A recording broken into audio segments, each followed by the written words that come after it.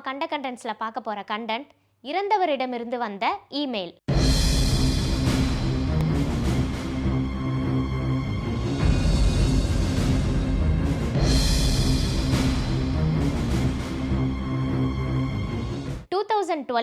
அமெரிக்காவின் பென்சில்வேனியா மாகாணத்தில் வாழ்ந்துட்டு வந்தவர் தான் ஜாக் ஃப்ரோஸ். இவருக்கு வயது 32. இவர் ஹார்ட் அட்டாக் காரணமாக இறந்து போயிடுறாரு.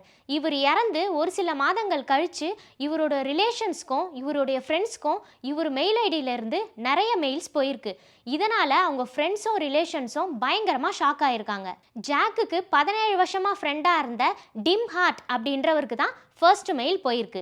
அந்த மெயிலை பார்த்த டிம் ஹார்ட் பயங்கரமே ஷாக் ஆகியிருக்காரு. அந்த மெயிலில் என்ன இருந்துச்சு அப்படின்னா, நான் உன் கூடவே தான் இருக்கேன், உன்னை பார்த்துட்டே தான் இருக்கேன், நான் பேசுறது உனக்கு கேட்குதா, சீக்கிரமா போய் உன்னோட ரூமை க்ளீன் பண்ணு அப்படின்னு அந்த மெயிலில் இருந்துதான். இதை பார்த்த டிம் ஹார்ட் பயங்கர அதிர்ச்சி அடைகிறாரு. ஏன்னா ஜாக் இறந்த ஒரு சில நாட்களுக்கு முன்னாடி தான் டிம் ஹார்ட் வீட்டுக்கு ஜாக் வந்திருக்காரு. அப்போ 2 பேர் மொட்டை மாடியில் உட்காந்து பேசியிருக்காங்க. அப்போ டிம் ஹார்ட் ஜாக் கிட்ட சொல்லியிருக்காரு, என் ரூம் ரொம்பவே தூசியாக இருக்குது, நான் போய் க்ளீன் பண்ணணும் அப்படின்னு சொல்லியிருக்காரு. இந்த மெயிலில் சீக்கிரமாக போய் உன் ரூமை க்ளீன் பண்ணு அப்படின்னு வந்ததும் டிம் ஹார்ட் பயங்கர ஷாக் ஆயிடுறாரு.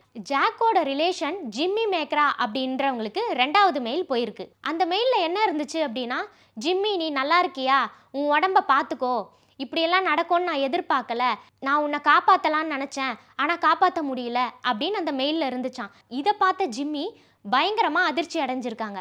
ஏன்னா ஜாக் இறந்து ஒரு சில மாதங்கள் கழித்து ஜிம்மிக்கு ஒரு ஆக்சிடெண்ட் ஆயிருக்கு. அந்த ஆக்சிடெண்ட் பற்றி தான் ஜாக் மெயிலில் கேட்டிருக்காரு. இதனால் ஜிம்மிக்கு பயங்கர ஷாக் ஆயிருக்கு. ஜாக்கோட மெயில் ஐடியை யாருமே யூஸ் பண்ணுறதுக்கு சான்ஸே இல்லை அப்படின்னு ஜாக்கோட ஃப்ரெண்ட்ஸ்லாம் சொல்கிறாங்க. ஆனால் இந்த சம்பவம் தெரிஞ்ச ஒரு சில பேர் இவங்க சும்மா விளையாடுறாங்க, அதாவது இறந்த ஜாக்குக்கும் ஜாக்கோடைய ஃப்ரெண்ட்ஸ்க்கும் பொதுவான ஃப்ரெண்டு யாராவது ஒருத்தர் தான் இந்த மாதிரி மெயில்ஸ் அனுப்பி விளையாடிட்டு இருக்காரு, இறந்தவங்க யாராவது மெயில் அனுப்ப முடியுமா, சும்மா இவங்க ப்ளே பண்ணுறாங்க அப்படின்றது இவங்களோட கருத்து. மெயில் யார் அனுப்புனாங்க, எப்படி வந்துச்சுன்னெலாம் தெரியல. ஆனால் இந்த சம்பவம் நடந்து இத்தனை வருஷம் கழிச்சு கூட இன்னும் இந்த விஷயம் புரியாத புதிராக தான் இருக்குது. இதே மாதிரி இன்னொரு கண்டென்ட்டோட அடுத்த கண்டென்ட்டில் நான் உங்களை சந்திக்கிறேன்.